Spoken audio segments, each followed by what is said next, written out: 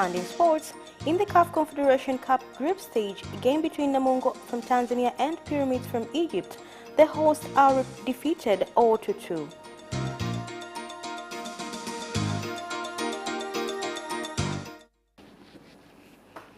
Good evening, this is Capital News at 9:30. My name is Nasma Mwambe. Let's get started with the national news.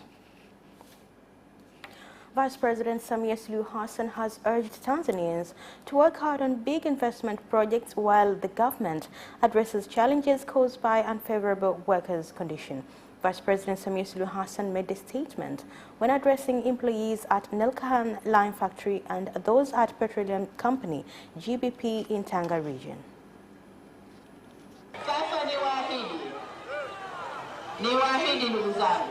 I urge you to work hard. I will bring the Minister of Labour in this factory to listen to all your grievances.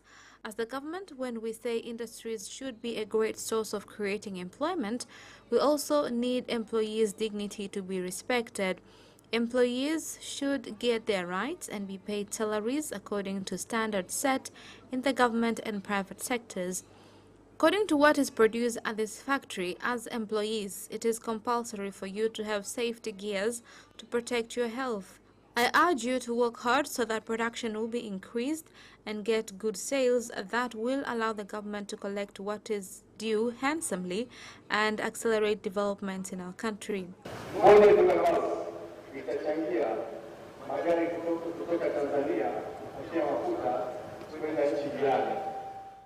The factory will be transporting oil from Tanzania to neighboring countries. This means there are promising careers to Tanzanian drivers and an opportunity to registered and well-established oil companies in the country to sell their products outside the country. All these movements will bring a good amount of foreign currencies.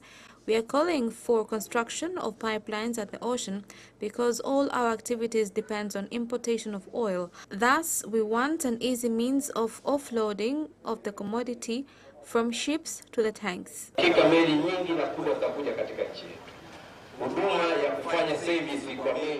Many ships will dock in the country.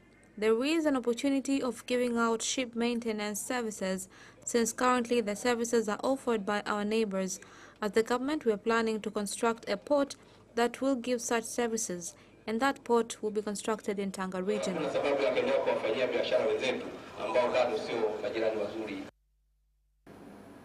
Some residents from Nakapanya area in Tunduru district RUVUMA region have complained on increasing elephant invasion to their homes as well as crops and urged the government to intervene on the situation. The Minister of Natural Resources and Tourism, Dr. Damas Ndumbaro, has responded by directing the Director of Tunduru District Council to make sure the elephants are removed from the area.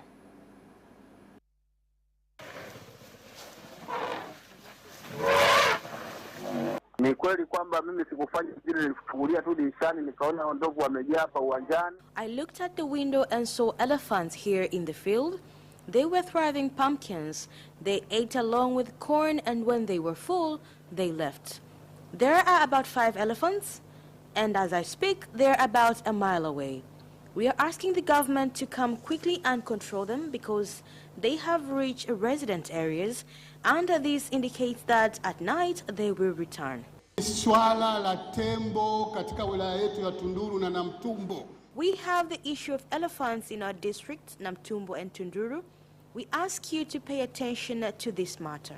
Mipango miji na matumizi bora ya ardhi. Msitoe vibali vya kuanzisha vijiji kama maeneo hamjui. Town planning and land use. Do not issue permits to establish villages, areas you do not know about. If you talk to the people of Tower, they will tell you that this path is used by elephants and that it's not suitable to start a village here. There are many different ways to chase these elephants, but moreover, wildlife rangers should be closer and set up camps in areas where elephants pass and people have already established their homes. Ikiwepo kuweka makambi karibu na maeneo ambayo tembo wanapita na wananchi wameshajenga. The National Service, in collaboration with government institutions, has started the process to extend the military training period for students who have completed from 3 months to 1 year in order to get youth who are patriotic and disciplined. Nafahamu kwamba mujibu wa sheria ilisitishwa mwaka 94. According to the laws, trainings were halted in 1994, but before that, trainings were offered for a period of 1 year, where later on it was reduced to 6 months. In 2013, the trainings are resumed according to the laws, where the trainings were reduced from 6 to 3 months.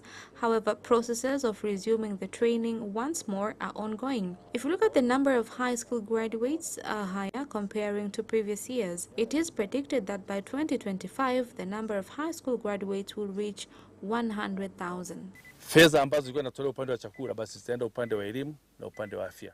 A lot of money will be saved. Budget that was set for food will be allocated in other development activities like education or health. The army is capable of taking up to 30,000 youth. Through modern farming, we shall be able to feed them. Kwa sababu lengo hasa kimkakati ni The aim of strategic farming is to expand our farms and increase production so that we can feed ourselves. In 2020-2021, we are determined to cultivate 1,000 hectares of maize, but we went extra mile by cultivating 1,500 hectares. It was easy to achieve that by using modern farming equipment, adding the number of experts of agriculture at work, and use the labor of our youth. Zana bora za kilimo na wataalamu ambao tuliwaongeza na pia nguvu kazi ya vijana wetu ambao tuko. The commuter bus strike, which lasted 3 days in MBEYA, has ended after the government agreed to remove the tricycle taxis, bajaji, from the bus routes and ban them from entering Kabwe bus station. The development came after a meeting between commuter bus owners, drivers and the government leaders.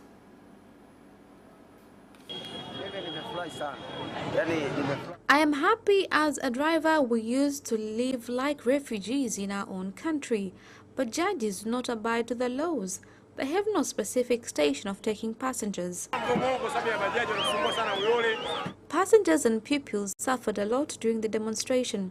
People suffered a lot since bajajes increased their fare, and like how bus fares were set by the city council.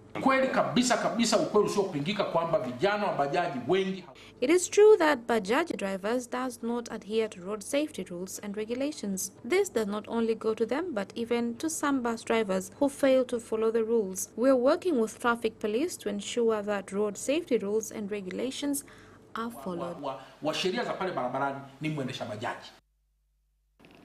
The Standing Committee for Energy and Minerals has expressed satisfaction on big investments made at the gold refinery plant, MWANZA Precious Metal Refinery in Pasiasi area, Ilemela District, MWANZA region. Kwa muda mrefu tumekuwa na changamoto ya kuwa na refinery hizi na viwanda vingine vya kuongeza thamani. For a very long time, we have been demanding for refineries and other factories that adds value to our minerals. STAMICO constructed refineries, and we are here to inspect what they promised to do. The committee is thrilled with construction of this refinery and plans set to ensure that our gold's value is added within the country. Lakini mtambo huu pia umekuja kutibu kilio au sintofahamu iliyokuwepo kwamba madini yanapoenda kule nje yakienda kuchenjwa. This project will end many problems. When we used to send minerals outside the country for refinery, where do the byproducts go to? In this case, since we are now getting to have our own refineries, all byproducts will remain at the factory for further investigations. Whoever will sell his or her gold will not only be paid for the gold alone, but even the byproducts. Through this plant, it will allow central bank to purchase minerals according to their required standards. Again, all minerals that will be refined here will have one mark to symbolize gold from Tanzania. The stamp will allow advertising Tanzania in this sector to the world. Kamati imetoa ushauri mbalimbali kuzingatia masuala ya mazingira. The committee has shared several opinions, including issues of setting up an environment that will allow small-scale miners benefit from this project. I would like to thank the committee for positive contributions, and as the ministry, we shall work on them effectively once operations of the project begins. It must bring benefits to the country. Kwanza ndani ya mwezi huu wa 3. residents from 3 villages in Iramba district, Singida region have had their water woes addressed after a big safe and clean water project at Songambele was launched, being part of the Water Week celebrations.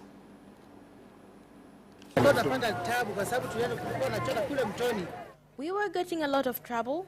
We are taking water from Nkinge River together with the cows drinking from the same river. Marriages have been destroyed because people were drawing water far from 11 hours. Tusizoe kwenda kuchota maji huko ambayo hayajahakikiwa. We should not draw water that is unsafe. Let us take care and appreciate the work of the President. We went to Shinyanga for the Lake Victoria Water Project that will collect many villages that will receive water from the lake, which means it is the first phase to Singida and Dodoma. Hayaishi hapo. Manake ni awamu ya kwanza yakiwa safarini kwenda Singida na Dodoma.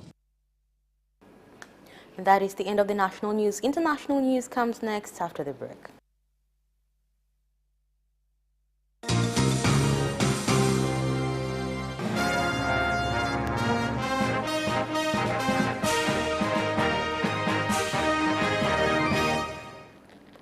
And in international news,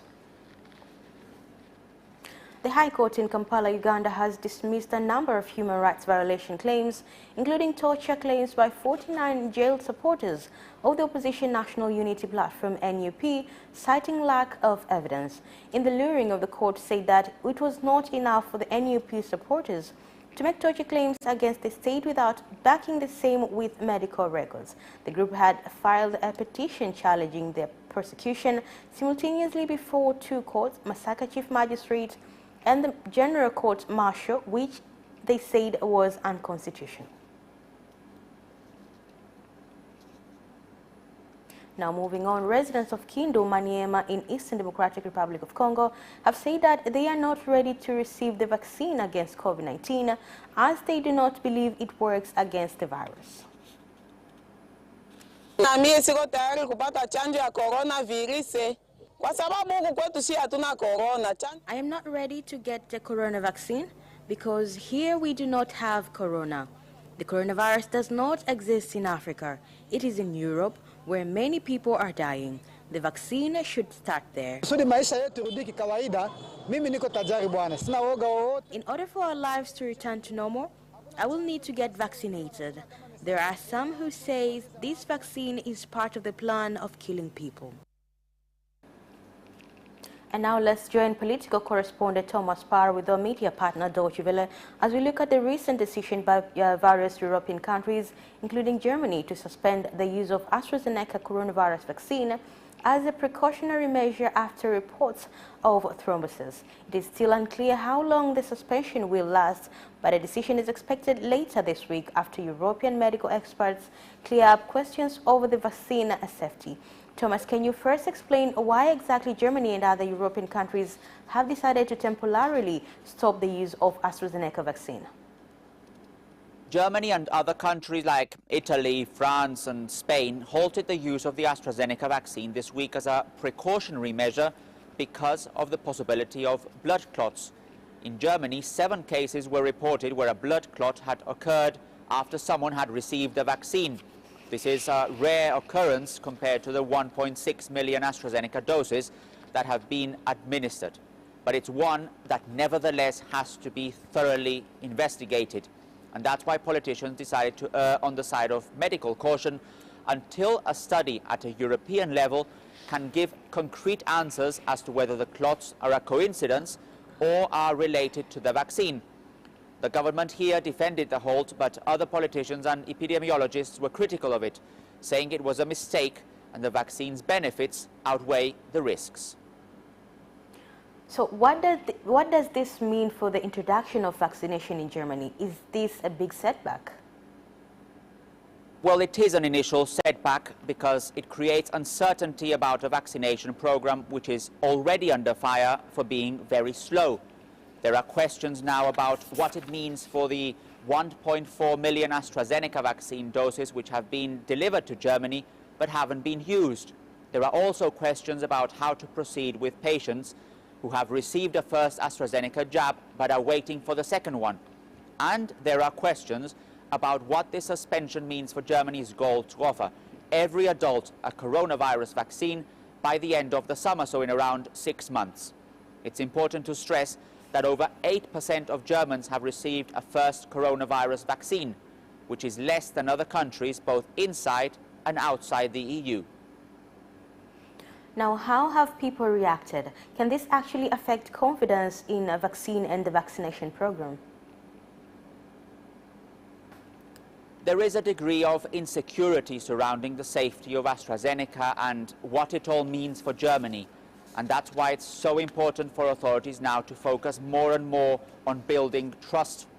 A new survey this week revealed that a majority of Germans say it was a responsible decision to halt the use of AstraZeneca, whereas 39% said it was exaggerated.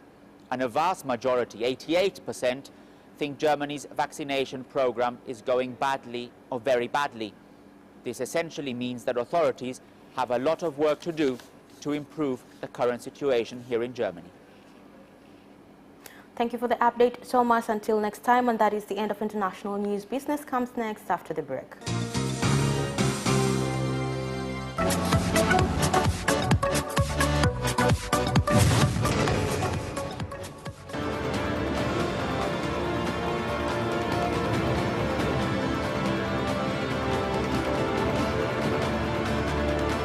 Watch Business Edition as we talk to business leaders and experts in sectors that are transforming Tanzania's economy.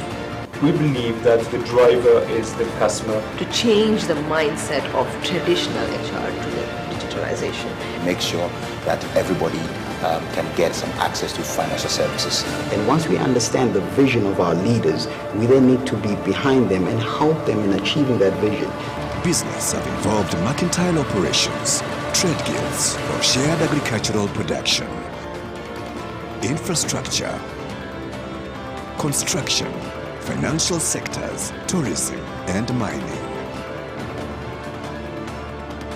Business Edition on Friday at 8:15 p.m.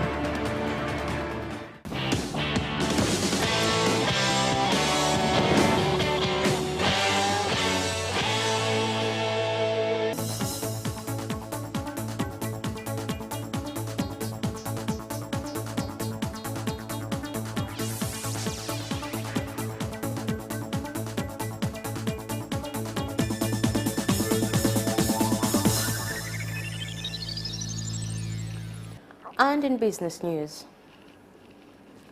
the Minister of State President's Office for Investment, Professor Kitila Mkumbo, has directed investment experts to stop being obstacles to local and foreign investors by being bureaucratic and using threats, as this has contributed to closure of businesses. Tubadilishe mtazamo. Mtazamo wetu kwa muda mrefu ulikuwa ni kudhibiti. Let us change mindsets. Previously, the system was focusing on controlling investors, but now our focus is on empowerment by supporting traders and investors to abide to rules and regulations. That is what we want our employees to know.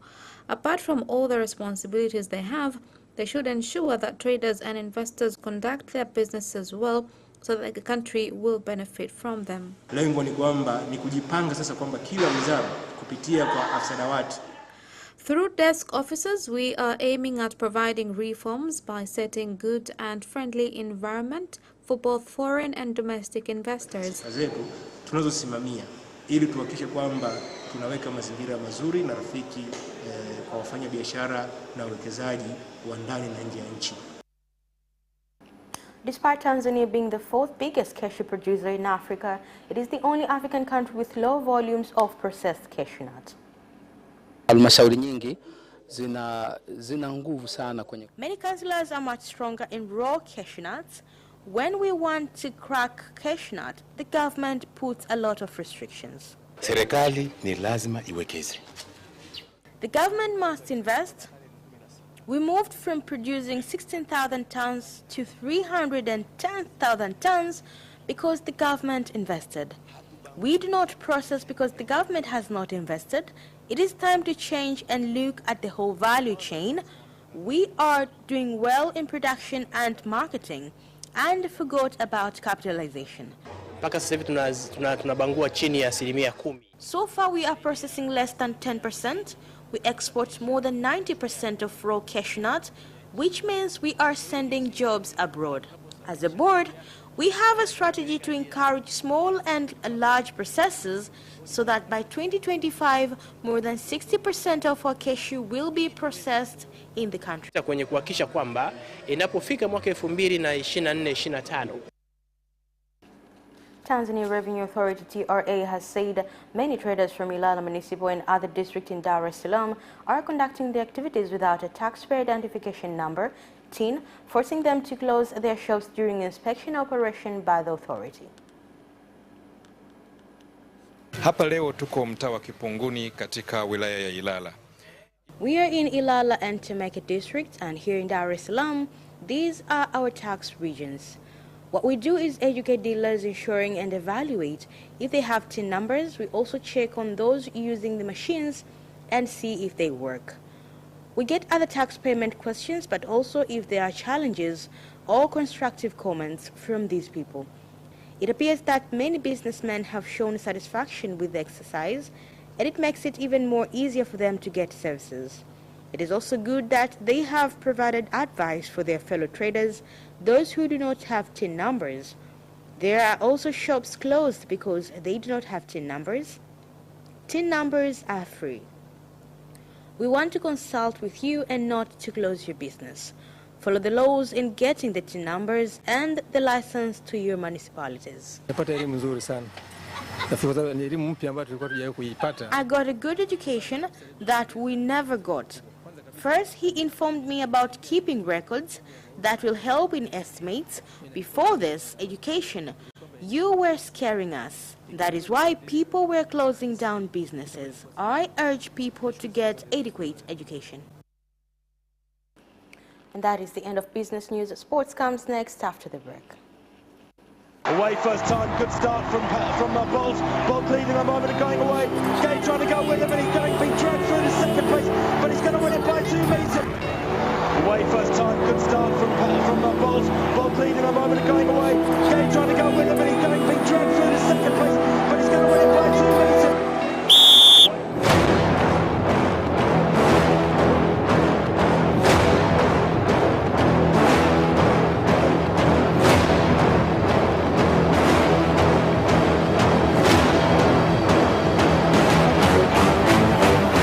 Opposition, Joaquinho, he did lose to Lent.